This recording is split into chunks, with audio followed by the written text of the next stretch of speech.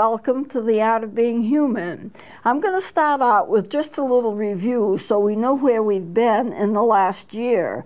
A year ago this month, I started a new series in developmental psychology in which I was going to take all of the stages of development of the human being from conception to death and go through every single stage. And I did that, and I've added a lot to it, but we're still technically in that study. It hasn't quite stopped yet. I have a little more to do. But what we did was I went through all the stages of development with the idea that you would understand when I finish that every stage of development has a problem that's unique to that stage. And if you resolve that problem and then progress to the next stage, you can go through your life and quite peacefully without too much psychological trauma. But if you don't solve the problems that come up at each stage of development, when they come up for that stage, then you are blocking something and you move on to the next stages with all of those problems in the past that went for other stages unresolved. And in the end, it's going to come back and haunt you, cause you different kinds of psychological problems, and it's going to be tough to get through. And as a matter of fact, people who go through the midlife crisis, which can happen anywhere from late 40s or 50s on up, usually the people who have the most difficult times in midlife crisis are those who have not really solved all those developmental problems as they come up when they were going through those developmental stages. Those are the individuals that have the worst time. Now, we have gone through the stages, except for the grief. I'm going to start grief today, grief and bereavement, because of the fact that at some point, of course, through your development, you pass on. And people who are left to start grieving, and they have to grieve your loss. And you have to grieve the loss of other people that you're losing in your life, your parents, your friends. As you get older and older, you lose more and more people, and you have that grief to face. So I consider that to be an important part of your psychological development, to learn how to handle the grief and how to move through it. There is a way. Now, I added a lot of extra things because things that we face every day, or some people face every day, and I just made kind of a list by memory. I may not have everything on the list, but the things that I added to that study so that we could face the things or help you face the things that people face every day. And that included things like, and I'm just going to read this list: adoption, divorce, bullying. I went into how medications are created, how they are made, intelligence. I went into retardation. I went into genius intelligence, intelligence testing, how your intelligence is ascertained, how it can be tested. I went into creativity, artistic creativity, the development of artistry in the child, the development of musical talent in the child, personality disorders. I just touched on them and gave you a definition of what they are, because I didn't really want to go into them a lot, just to mention them. Personality testing, how you can be tested for your personality. Our electronic age, the problems that we have because of the fact that we're on electronics all the time. Maintaining your individuality, identity crisis, attachment disorders. I went into Alzheimer's and dementia. They're not the same thing, even though in the end the symptoms may be somewhat alike. And I went into hearing and vision problems as you get older. Now, I don't think this is a complete list, but it's a list, it's a kind of complete list of what I put in addition to the stages of development, just so that we could get a good, clear picture of what the human being goes through from the fact of conception to the fact of death or the fact of elderly age.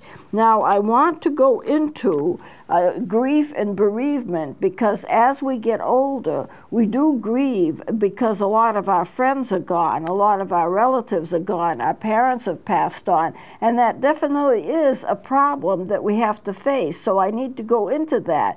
And then when I finish with that, I'm going to add a segment on suicide. And the reason I'm doing that is the fact that a lot of elderly people do commit suicide because they get so alone. And that's one of the things that I talked about that I should add to that list. I went into aloneness and feeling alone and what you can do to help yourself if you do feel alone. That was another segment that I added. So we need to go into grief and bereavement because it is a fact of everyday life, and people do have to grieve, and there is a way of grieving. If you can understand it and move through it, you can heal from it faster. As a matter of fact, what I do now when I do funerals, and I do occasionally still do funerals, I usually add a segment, and the segment is, how do you heal from the grief? I don't make it long. My funerals are not long. I don't believe in length. I think you can do sometimes less and have a good effect. So at any rate, but I do talk about it, how to get through the grief process, how to heal from the grief process, and how to know when you're healing. The last funeral I did, everybody went away smiling. I've never done a funeral or been in a funeral situation in which everybody was smiling and laughing when they left the funeral. Instead of tears, there were smiles. But I think what I covered was everything they needed to know in terms of the healing process, even though I didn't make it long, and in terms of how we can think about grieving and how we can grieve and do it naturally and successfully. So I'll go into grief and bereavement, and as I said before, I'm going to add a segment on suicide because elderly people do commit suicide. And there has been a very great increase in the amount of suicides. And I read the other day that a lot of servicemen coming back commit suicide. They're not taken care of very well. Some of them are homeless. They've given their lives, they've given their life in order to protect this nation, and what do they come back to? Sometimes they don't come back to anything. Sometimes they don't have a place to live. Then the fact that a veteran who has given his life in service for this country ends up by being homeless and sick and not cared for, that's disgusting. As far as I'm concerned, that's disgusting. But suicide is a problem among veterans. They come back, they've been injured, they've been psychologically injured, and I've read about 22 veterans attempt to take their lives every single day. And that's really quite a lot. And it shouldn't be. It just shouldn't have to be. So I want to add that to the list. So we're still on the study on the development of the human being, psychological development, but we're ending it with a study on grief and a study on suicide, and then that'll be at the end of it. I knew when I started the study that it would take a long time. I wanted to spend a long time so that people who were following me would get a good kind of clear picture of the human being from conception through death. And I think I've done that. So the only thing left is to talk about grief and moving through it, and then adding some information on suicide to help people who might even be suicidal. I have counseled a lot of people that are suicidal. I've stopped a lot of people from committing suicide that were planning on it. And as a result of that, they've had a much better life. So I think I need to add it, and then we will be finally finished with this series, which will be over a year long, and then we'll go on to something else instead. So let me get into grief and bereavement, and many people suffer from it. You know, most of the people who end up by going to a mental hospital in a crisis, they actually have unresolved grief issues, or they're involved with the occult, one or the other. And it surprises me a lot to see that people cannot get through grief very well. And because you end up by feeling alone, you end up by feeling you have nobody, you know, and when you get older and older and older, this feeling gets more and more pronounced. People are alone, they're living alone, their spouses have died, their families have moved on, they may be there with their pets, maybe they don't even have pets and they're totally alone. And then they become disabled, and what happens? At some point they get tossed into a nursing home. They don't want to be there, they want to be with people. And so it is an issue when people get to be elderly that they be taken care of and that they have a good productive life as much as they're able to do so. And I have to tell you that a lot of people, when they're elderly, they're not that disabled. They may have disabilities in their bodies, but their minds are still strong.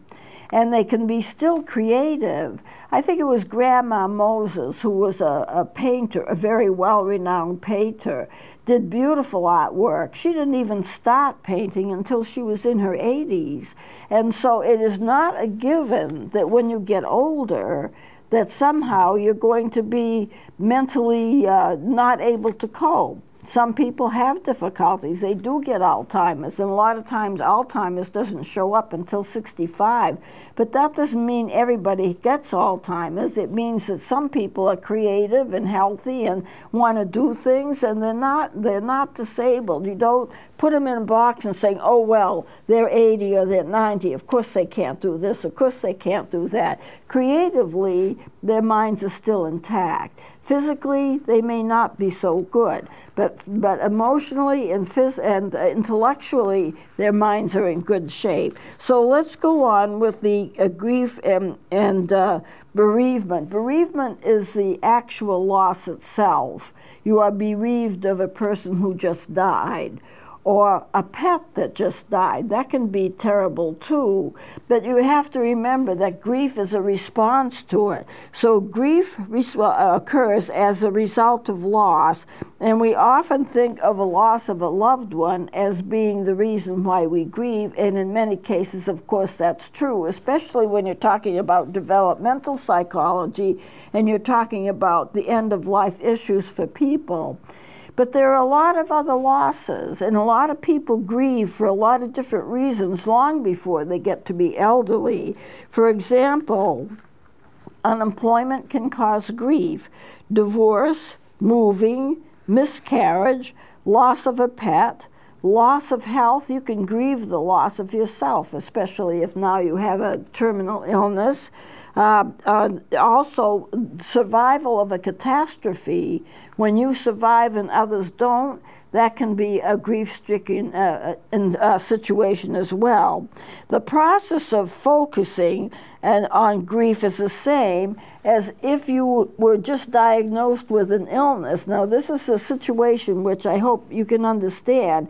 If you are diagnosed with an illness that's going to be terminal, you grieve until you die, or you have periods of time that you grieve, maybe not totally, until you die.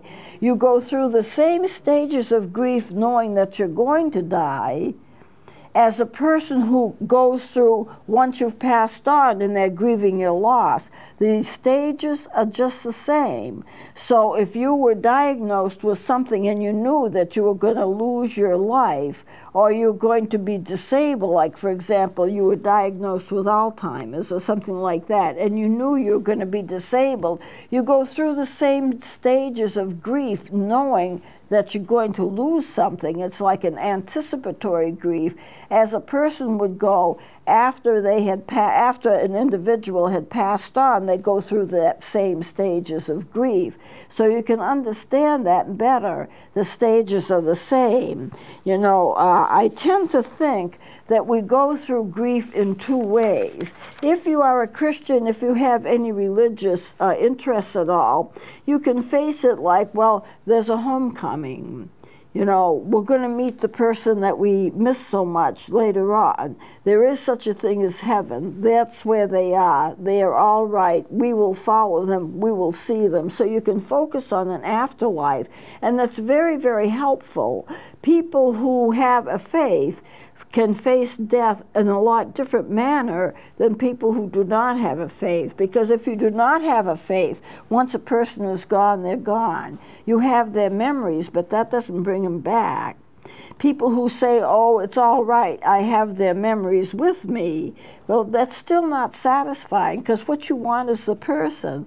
When you lose a person, what you want is that person back. You want them there with you. You want a person with skin on. Remembering them does not give you comfort. It may give you some comfort, but it's not the same as having them with you. And so therefore you go through that grief process. But if you can believe, as I do personally, that there is something beyond, and it is positive, it makes a much better situation for you. It makes it easier for you to go through it if you know that death is not the end. Personally, I don't believe death is the end. I think there is a beyond, and I've gone through a lot of grief myself, and I've helped a lot of other people through grief.